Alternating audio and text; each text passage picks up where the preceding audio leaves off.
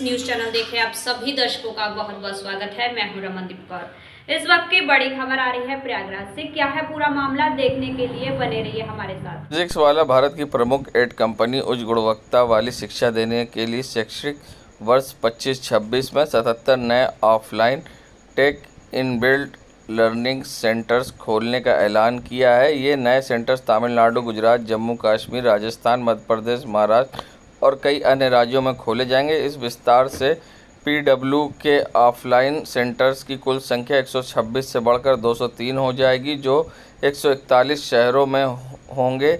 इस कदम का मकसद खासकर टियर 2 और टियर 3 शहरों के बच्चों तक गुणवत्तापूर्ण शिक्षा पहुंचाना है और साथ ही फिजिक्स वाला की ओर से 1 रुपये में बच्चों को पढ़ाया जा रहा है जो लोग सक्षम नहीं हैं। और साथ ही पीएम मोदी के भी सपने बेटी बढ़ाओ बेटी पढ़ाओ को भी लेकर यहाँ पर योजना है। और ऐसे में क्या कुछ कहना है सेंटर्स हेड का और पूरे मामले पर, आइए दिखाते हैं आपको।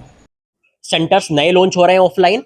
हमारे करीब 78 सेंटर्स पहले से हैं ऑफलाइन विद्यापीठ वाले और 48 पाठशाला हमारी पहले से हैं।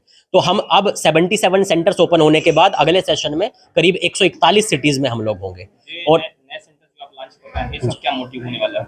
सर, हम लोग ये कोशिश कर रहे हैं कि कोई भी बच्चे को एक सिटी से दूसरी सिटी मूव ना करना पड़े। उससे बच्चे का खर्च बढ़ता है और परेशानियां बढ़ती हैं। हम चाहते हैं कि हर सिटी में हम लोग पहुंच जाएं ताकि बच्चा अपने घर पर रहते हुए सुविधाओं के साथ बढ़िया से पढ़ सके, वो भी अफोर्डेबल प्राइस में।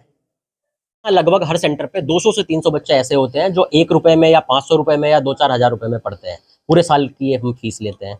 हम लोग देखते हैं अगर कोई बच्चा बढ़िया पोटेंशियल वाला है और वो फाइनेंशियली इतना स्ट्रांग नहीं है, तो हम कोशिश करते हैं कि उसको फ्री में ही हम लोग एनरोल कर लें। तो हम चाहते हैं कि कोई भी बच्चा अगर मेहनती है तो वो पैसे के अभाव में जो है अपनी ऐसा ना करे कि अपना करियर खराब कर ले, करियर छोड़ दे। तो हमारी कोचिंग ये चीज़ बिल्कुल डिफरेंट करती है गरीब बच्चों के लिए। दूसरी तरफ देखा जाए तो प्रधानमंत्री हमारे पास कुछ कोर्सेज में स्पेशल स्कॉलरशिप है जो 5 से 10% हम लोग एक्स्ट्रा स्कॉलरशिप उनको देते हैं। हम भी चाहते हैं कि देश की बेटियां आगे बढ़ें। सर, मेरा नाम है गौरव, सेंटर हेड प्रयागराज विद्यापीठ। फूलपुर से सपा प्रत्याशी मुस्तफा सिद्दीकी के नामांकन में जमकर हुआ हंगामा। सपा कार्यकर्ताओं ने कलेक्ट्रेट परिसर में किया जमकर हंगामा करने वाले अमरनाथ मौर्य सपा के ये वही नेता हैं। अतिक्रमण हटाने पहुंची नगर निगम टीम को राइफल लेकर दौड़ाया था। समाजवादी पार्टी ने लोकसभा चुनाव में अमरनाथ मौर्य को फूलपुर से प्रत्याशी भी बनाया था। पुलिस ने अमरनाथ मौर्य समेत कई सपा नेता पुलिसकर्मियों से भिड़े। नामांकन कक्ष में प्रवेश को लेकर हंगामा कर रहे थे सपा नेता। पुलिसकर्मियों के रोकने पर सपा नेताओं ने किया हंगामा। नामांकन कक्ष में जाने से रोकने के बाद सपा नेताओं से पुलिस के बीच हुई कहासुनी। वहीं सपा नेता अमरनाथ मौर्य ने पुलिस को वीडियो में धमकी देते भी दिखाई दिए। फूलपुर से सपा प्रत्याशी मुस्तफा सिद्दीकी के नामांकन के लिए पहुंचे थे। यहां पर सपा नेता और जमकर भिड़ते नजर आए हैं। आप देख सकते हैं वीडियो में किस तरह से पुलिस से भिड़ते नजर आए सपा नेता।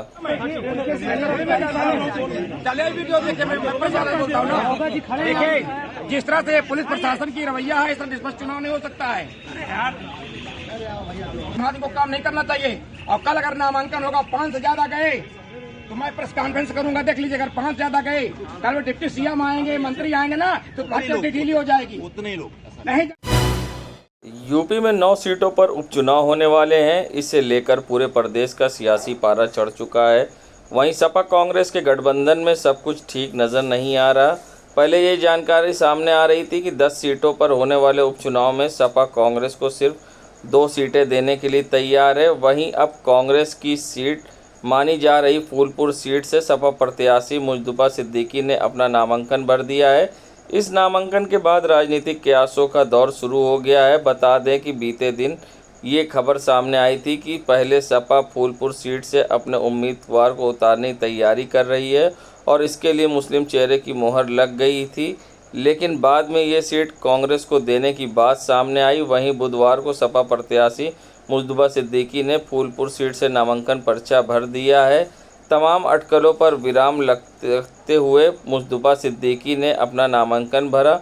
नामांकन पर्चा भरने के बाद मुस्तफा सिद्दीकी ने कहा कि उन्हें नामांकन दाखिल कर दिया है, लेकिन अगर हाईकमान का आदेश आता है और नामांकन वापस लेने को कहा जाता है तो वे उसका पालन करेंगे। साथ ही उन्होंने इस सीट से जीत का दावा भी पेश किया है। बता दें, लोकसभा चुनाव में फूलपुर सीट पर सपा बढ़त मिली थी, इसलिए सपा इस सीट पर लगातार जीत का दावा पेश कर रही है। 2027 विधानसभा चुनाव से पहले यूपी में हो रहे उपचुनाव पर सबकी नज़र टिकी हुई है। आपने अपना नामांकन किया, इंडिया गठबंधन के प्रत्याशी के रूप में क्या कहना चाहेंगे? आज आपने अपना यहाँ पर जो नामांकन किया उसको लेके। मैं सारे साथियों का, अपने पार्टी के कार्यकर्ताओं का और पूरी जनता के प्रति आभार व्यक्त करता हूँ, जिन्होंने इतना स्नेह, इतना प्यार हमको देने का काम किया। आज और सबसे पहले तो हम अपने राष्ट्रीय अध्यक्ष माननीय अखिलेश यादव जी के प्रति आभार व्यक्त करता हूँ, जिन्होंने हमें इसका भी समझ कर और यहाँ चुनाव लड़ाने का फैसला किया। इंडिया गठबंधन से कांग्रेस का प्रत्याशी खड़ा करने की बात यहाँ पर आज हो रही थी, किस तरीके से आप उसको मानते हैं? इंडिया गठबंधन ये भाजपा की और हमारे जो खिलाफ है उनकी साजिश है। इसलिए कभी रात में 12 बजे रात फोन आया था, आज सुबह भी 8 बजे फोन आया था उनका, शेखर बावड़े जी का और उनके तिवारी जी का, दुबे जी का, सभी का फोन आया था कि विधायक जी आपने हमसे बताया नहीं तो हम आप लोगों के उसमें रहते। गठबंधन में उनके सारे बड़े नेता कहना है कि नहीं आप ही लड़ेंगे, आप ही का हक बनता है, और ये जो प्रचार हो रहा है सब फर्जी। कांग्रेस को कितनी सीट देने जा रहे हैं? कांग्रेस को कितनी? ये हमारे राष्ट्रीय अध्यक्ष का फैसला, हम कैसे बताएं? क्या राष्ट्रीय अध्यक्ष अगर वही हमसे कहते हैं नहीं लड़ेंगे, राष्ट्रीय अध्यक्ष जो फैसला करेंगे उसको हम मानेंगे। हम जनता से क्या अपील है? फूलपुर की जनता से अपील क्या है? जनता से अपील यह है कि पहली बार 70 साल में कोई फूलपुर ब्लॉक का वहाँ का कोई जो है रहने वाला आदमी चुनाव लड़ रहा है, इसलिए फूलपुर की जनता इससे बहुत खुश है कि कम से कम एक बार हम लोग अपने आदमी को जिता के भेजें, इसलिए जनता बहुत खुश है और जनता पूरी तौर से लगी हुई है। क्या मुद्दे हैं आप लोग? मुद्दे तो गिनाने लगेंगे तो आप लिख नहीं पाएंगे। मुद्दा है, आप भी जानते हैं, महंगाई का मुद्दा है, भ्रष्टाचार का मुद्दा है, और उसके बाद हमारे राष्ट्रीय अध्यक्ष ने जो अभी संविधान बचाने का काम किया उसका मुद्दा है, जो आरक्षण समाप्त करते हैं उसको बचाने का काम किया उसका मुद्दा है। मुद्दे बहुत हैं, कितना मुद्दे गिनाए आपका? सर, सत्ता परिवर्तन के चुनाव नहीं हुए, सत्ता परिवर्तन का चुनाव नहीं है, इसलिए महंगाई ये सत्ता परिवर्तन चुनाव, यही चुनाव 2027 में हमारी सरकार बनाएगी और उसके मुख्यमंत्री माननीय अखिलेश यादव जी होंगे। परिचय दे दीजिए। आगामी महाकुंभ को देखते हुए जहां सुरक्षाकर्मी पहले से पहुंच गए और उन्हें प्रशिक्षण दिया जा रहा है, तो वहीं आज रिजर्व पुलिस लाइन के संकल्प सभागार पंडाल में जहां वीरेंद्र पाठक साहित्यकार पत्रकार द्वारा जनपद के प्रमुख दर्शनीय स्थलों, प्रमुख मंदिर, मठ एवं अखाड़ों आदि के संबंध में विस्तृत जानकारी दी गई और संगम में ड्यूटी करने के साथ कैसे पुण्य कमाया जा सकता है और यहाँ पर पुण्य अर्जित करके क्या लाभ मिलता है, इस पर उन्होंने विस्तार पूर्वक पुलिस कर्मियों को समझाया और क्या कुछ उन्होंने कहा, आइए दिखाते हैं आपको। बहुत बढ़िया पैदावार होती, कभी नहीं होती। तो ये जो परंपरावादी है, जो खेती नहीं कर रहे हैं, वो तो राक्षस है, क्योंकि वो किस पे आश्रित है? वो कंदमूल पे आश्रित है, वो फलों पे आश्रित है। अरे आज से 10,000 साल पहले सब जंगल रहा होगा कि नहीं? अरे जरा जोर से बोलिए, हमें भी पता लगे। रहा होगा कि नहीं? ये जहां बैठे हैं इसको प्रयाग वन बोलते थे, वाल्मीकि रामायण में इसका उल्लेख है। तो जब राक्षस की विशेषता क्या बताई गई है कि बिना खा के मर गए और या खा के मर गए, तो जो खेती नहीं कर रहा है उसके सामने ही ये समस्या आएगी, क्योंकि तिथि और अदिति एक से देव है, एक से राक्षस है। ये दोनों बहनें हैं जिनका वंश चल रहा है। ये सब लिखा पढ़ी है कि एक से देव है और दूसरे से राक्षस है। जब पत्थर पाषाण युग है, हम आखेट कर रहे हैं, हमारे पास और कोई विकल्प नहीं है। कैसे है यज्ञ से क्या मतलब है आपको बताता हूं। नियंत्रित करना जान लिया था कि कैसे हमको अग्नि को नियंत्रित करना, और वो करते क्या थे, जंगल को जलाते थे खेती के लिए, और जंगल को जब जलाते थे तो पूजा करते थे।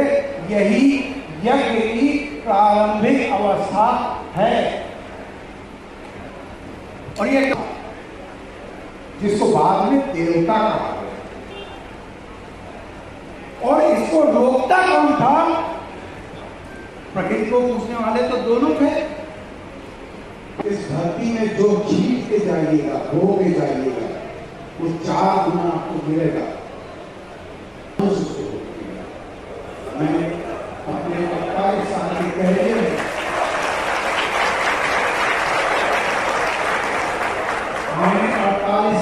कैरियर में यहाँ बहुत सारे लोगों को देखा है, और तो मैं कह रहा हूं कि अपने दोस्त भारत माता की हो रहा है।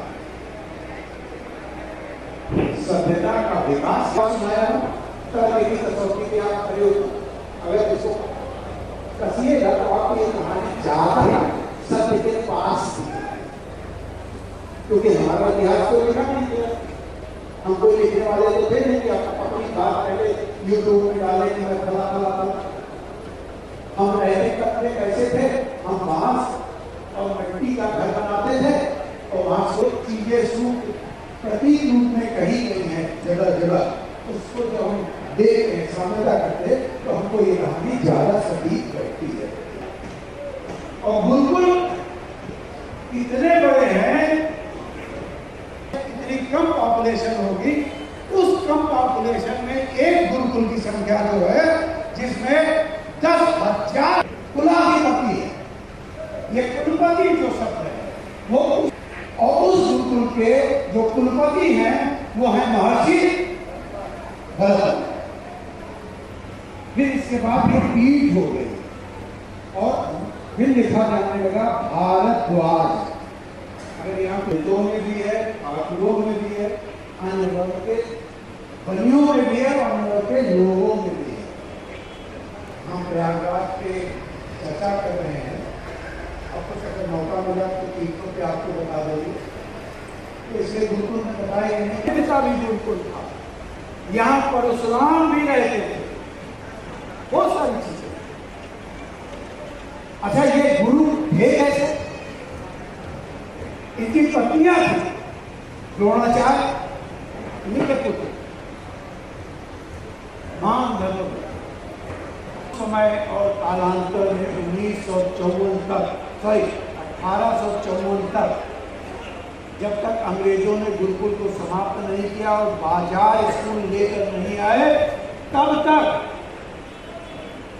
गुरुकुल की 2 परंपरा थी। एक तो राजाश्रय या कोई समृद्ध व्यक्ति या जमींदार चलाता था, और या कोई जन सहयोग से जाके पैसा दे देता था। देखिए, हर बात जो मैं आपको बता रहा हूँ एक कड़ी से दूसरी कड़ी जुड़ी हुई है। तो यहाँ पे जो राजाश्रय से हट के थे, जिसको समझ लीजिए ऐसे कि जो सरकारी अनुदान नहीं लेते थे, जो सरकारी अनुदान, क्योंकि राजा के क्षेत्र में रहेंगे तो आपको राजा की बातों में नहीं मानते तो हम प्रयागराज आ जाएंगे और यहाँ पे अपना शोध करेंगे और सारी चीजें। मेरे ख्याल में संक्षेप में इलाहाबाद हाईकोर्ट में जहां श्री कृष्ण जन्मभूमि शाही ईदगाह विवाद मामले में आज सुनवाई हुई है, जहां मुस्लिम पक्ष की ओर से दाखिल की गई रिकॉल एप्लीकेशन को जहां इलाहाबाद हाईकोर्ट ने रिजेक्ट कर दिया है, और साथ ही ऐसे में अब सभी सूट पर सुनवाई एक साथ होगी। और मुस्लिम पक्ष को एक बड़ा झटका लगा है, जहां मुस्लिम पक्ष ने एक साथ सुनवाई करने पर अपनी आपत्ति दाखिल की थी और साथ ही रिकॉल एप्लीकेशन करी थी, जिसके बाद अब हाईकोर्ट ने फैसला सुनाया है। और क्या कुछ कहना है हिंदू पक्ष के अधिवक्ता सौरभ तिवारी का इस पूरे मामले पर, आइए दिखाते हैं आपको। रिकॉल एप्लीकेशन को जो सूट कंसल्टेशन के खिलाफ रिकॉल अर्जी थी उसको रिजेक्ट कर दिया है। केवल एक लाइन बोला रिजेक्टेड, और बहरहाल अब सारे जो 15 सूट हैं उनका ट्रायल एक साथ होगा और इसमें जो है नेक्स्ट डेट पड़ेगा वो है 6 नवंबर की तारीख है, दोपहर 2 बजे इस पर अगली डेट सुनवाई है। और अब जो है इसमें आगे court honourable high court proceed करेगी और इश्यूज फ्रेम होंगे। इश्यूज फ्रेम किसी भी सिविल सूट के लिए जरूरी है और हम सब खुश हैं। ट्रायल एक साथ होगा तो समय की भी बचत है और कंट्राडिक्टरी ऑर्डर्स भी नहीं होंगे और मूल है कि समय का बचत होगा। अदरवाइज के पास क्या ये विकल्प है इस ऑर्डर को चैलेंज करने का? हाँ, वो बेशक ऑनरेबल सुप्रीम कोर्ट ने या ऑनरेबल सुप्रीम कोर्ट गए थे तो ऑनरेबल सुप्रीम कोर्ट ने कहा था कि आप हाई कोर्ट अप्रोच करिए, तो ऑनरेबल हाई कोर्ट में अब इनका रिजेक्ट हुआ है तो निश्चित तौर पे अब क्या करेंगे मुझे नहीं पता, लेकिन वो जाएंगे ही, एक रेमेडी है तो वो जरूर एग्जॉस्ट करेंगे। चैलेंज कर सकते हैं बिल्कुल वो ऐसा कर सकते हैं, उनके पास लीगल रेमेडी है और हमको लगता है करेंगे भी।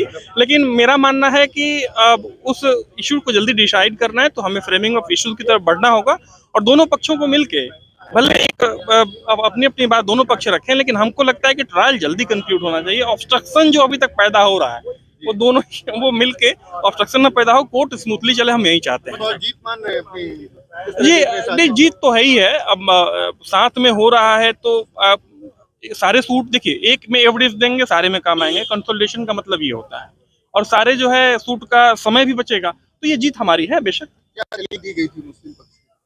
उनकी तरफ से ये दी गई थी कि बहुत ही प्री ट्रायल स्टेज में जो है वो हो गया, कंसोलिडेशन हो गया, इतनी जल्दी नहीं होना चाहिए था। और उनका था कि कुछ सूट्स का उन्होंने जिक्र किया था कि इनके जो है कुछ फैक्ट्स अलग हैं, तो एनीवे उसमें दलीलों में दम नहीं था।